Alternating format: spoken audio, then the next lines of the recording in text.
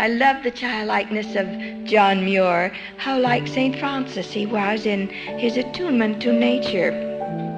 John Muir in the high country above Yosemite, when he would come upon a new scene, a landscape that thrilled him, would just open his arms and give a shout of joy to the landscape, and his dog, who was a St. Bernard, whose name was Carlos, would look at him in great bewilderment, wondering what in the world had happened to this human being, that he had lost his senses. But that would be typical of a nature being, a nature deva who had incarnated in the flesh, who is coming back into a playground of nature or a green cathedral, and who knew it.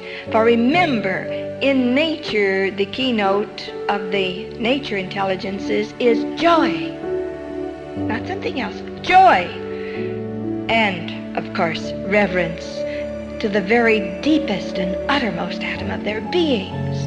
In our kingdom, as I said, it's love in its highest unfoldment, love and teachableness, and all the ardor of the soul who is purposeful and alert and eager for greater growing.